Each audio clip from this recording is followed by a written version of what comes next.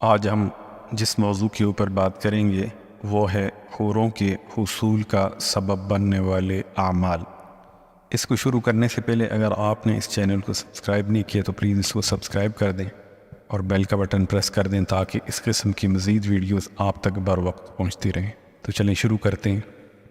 حوروں کے حصول کا سبب بننے والے اعمال کون کون سے ہیں؟ ان میں سب سے پہلے ہے غصہ پینا۔ اس کے متعلق حضرت معاذ رضی اللہ تعالی عنہ سے مروی ہے، حضور صلی اللہ علیہ وسلم نے ارشاد فرمایا، جس آدمی نے غصہ کے نفاذ پر قادر ہونے کے باوجود غصہ پی لیا تو اللہ تعالیٰ قیامت کے دن اس کو سبھی کے سامنے بلائیں گے اور اسے اختیار دیں گے کہ وہ جس حور کو چاہے پسند کر لے۔ اس حصول کی سبب بننے والا دوسرا عمل امانت داری، درگزر اور قل هو اللہ احد پڑھنا ہے۔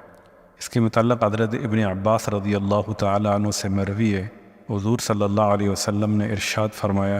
تین چیزیں ایسی ہیں کہ جس میں ان میں سے ایک بھی پائی گئی اس کی حور کے ساتھ شادی کر دی جائے گی۔ ایک وہ جو خفیہ اور دل پسند امانت کی حفاظت کرے اور اس کو اللہ تعالیٰ کے خوف کی وجہ سے ادا کر دے، دوسرا وہ جو اپنے قاتل کو معاف کر دے، اور تیسرا وہ جو ہر نماز کے بعد سورہ قل هو اللہ احد پڑھے۔ اگلا اصول ہے تعمیر مساجد۔ حضرت انس رضی اللہ تعالی عنہ سے مروی ہے، حضور صلی اللہ علیہ وسلم نے ارشاد فرمایا،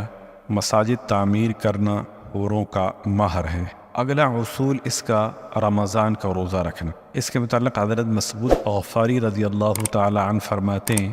میں نے رسول اللہ صلی اللہ علیہ وسلم کو یہ ارشاد فرماتے سنا، بے شک جنت کو پورا سال رمضان المبارک کے لیے مزین کیا جاتا ہے۔ جس رمضان کا پہلا دن شروع ہوتا ہے تو عرش کے نیچے سے ہوا چلتی ہے، جس کے سبب جنت کے درختوں کے پتوں سے خوبصورت آوازیں پیدا ہوتی ہیں، اور حوریں یہ دیکھ کر کہتی ہیں، اے پروردگار، اپنے بندوں کو اس ماہ میں ہمارا شوہر بنا دے تاکہ ہماری آنکھیں ان سے اور ان کی آنکھیں ہم سے ٹھنڈی ہو جائیں۔ جو آدمی رمضان کے روزے رکھے گا اس کی شادی حور کے ساتھ موتیوں کے خیموں میں کی جائے گی۔ اس کے متعلق ارشاد باری تعالیٰ ہے، حور مقصورات فی الخیام، حوریں ہیں رہنے والیاں خیموں میں۔ ان میں سے ہر حور نے 70 جوڑے پہن رکھے ہوں گے اور ہر جوڑے کا رنگ دوسرے سے مختلف ہوگا اور اس سے 70 قسم کی خوشبو آئے گی اور ہر ایک کی مہک دوسرے سے مختلف ہوگی۔ ان میں سے ایک حور کی خدمت کے لیے 70,000 چھوٹی بچیاں ہوں گی اور 70,000 چھوٹے بچے اس کے شوہر کے لیے ہوں گے۔ ہر خادمہ کے پاس سونے کی پلیٹ ہوگی جس میں 70,000 قسم کا کھانا ہوگا۔ مومن کو ہر لقمہ کے آخر میں ایسی لذت حاصل ہوگی جو پہلے لقمہ کی لذت سے مختلف ہوگی، اور حور کے لیے سرخ یاقوت کے 70 تخت ہوں گے، ہر تخت پر 70 فراش ہوں گے جن کا اندرونی حصہ ریشم کا ہوگا، ہر فراش پر 70 گدے ہوں گے، ہر تخت پر موتیوں سے مرصع سرخ یاقوت کا صحانہ ہوگا، اس کے خاوند کو بھی یہ تمام عطا کیا جائے گا، اور اس نے سونے کے کنگن پہن رکھے ہوں گے۔ یہ سب اس کے لیے ہوگا جس نے بغیر دیگر نیکیوں کے رمضان کا ایک روزہ رکھا۔ اب رمضان شریف میں گناہوں سے کس طرح بچنا ہے؟ اس کے متعلق حضرت ابن عباس رضی اللہ عنہ سے روایت رسول اللہ صلی اللہ علیہ وسلم نے ارشاد فرمایا،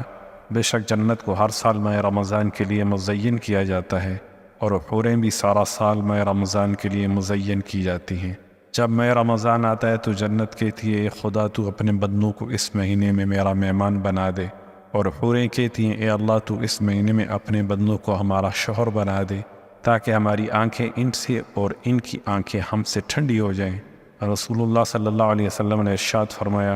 جس نے ماہ رمضان کے روزے رکھے اور اس مہینہ میں کوئی نشہ آور چیز نہ پی اور نہ کسی مومن پر بہتان طرازی کی اور نہ کوئی گناہ کیا تو اللہ تعالیٰ اس کی ہر رات 100 حوروں کے ساتھ شادی کریں گی اور اس کے لیے جنت میں لؤلؤ، یاقوت، زبرجد کا ایک محل بنائیں گے۔ اگر ساری دنیا کو اس محل میں رکھ دیا جائے تو ایسے لگے گا جیسے دنیا میں بکریوں کی چراگاہ۔ اس کو حاصل کرنے کے لیے ایک عمل اس کے علاوہ یہ بھی ہے کہ یہ والا ذکر صبح کے ٹائم پہ 10 بار یہ کلمات ادا کرے۔ وہ کلمات کون سے ہیں؟ اس کے متعلق حضرت عثمان بن عفان رضی اللہ تعالی عنہ سے مروی ہے،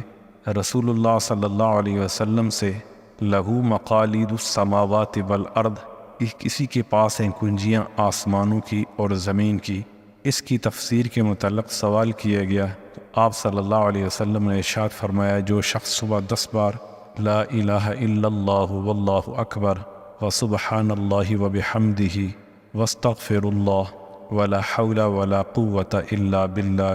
الاول والآخر والظاہر والباطن وبید الخیر یحیی ویمیت وهو علی کل شیء قدیر، پڑھے گا وہ شیطان اور اس کے شر سے محفوظ رہے گا، اسے ایک قنطار اجر دیا جائے گا اور جنت میں اس کا ایک درجہ بلند کر دیا جائے گا، اور اس کی شادی حور سے کر دی جائے گی، اس کا شمار شہداء میں ہوگا۔ اگلا عمل ہے امر بالمعروف و نہی عن المنکر کرنا۔ حضرت ابو ہریرہ رضی اللہ عنہ فرماتے ہیں، جنت میں ایک حور ہے، اس کو آئینہ کہتے ہیں، جب وہ چلتی ہے تو 1000 چھوٹے بچے خدام اس کے دائیں بائیں چلتے ہیں، وہ صدا لگاتی ہے، کہاں ہیں نیکی کا حکم کرنے والے اور برائی سے منع کرنے والے۔ اگلا عمل ہے اس کے حصول کو حاصل کرنے کے لیے اطاعت خدا بندی۔ حضرت ابن عباس رضی اللہ عنہ فرماتے ہیں، جنت میں ایک حور ہے جس کو لابا کہا جاتا ہے، اگر وہ سمندر میں تھوک دے تو اس سمندر کا سارا پانی میٹھا ہو جائے۔ اس کی گردن پر لکھا ہوا ہے، جس کی خواہش ہو کہ اس کو مجھے سے ملے تو اسے میرا رب کی اطاعت کرنی ہو۔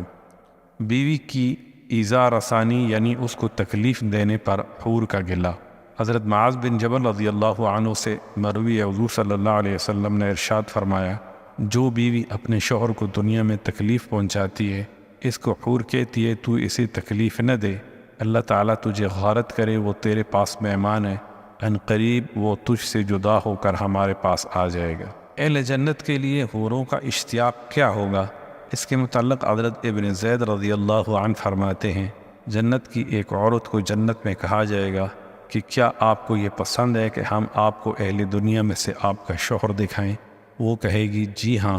پھر پردہ ہٹا دیا جائے گا اور ان کے درمیان کے دروازے کھول دیے جائیں گے، وہ اس کو دیکھے گی اور پہچانے گی اور اپنی آنکھوں سے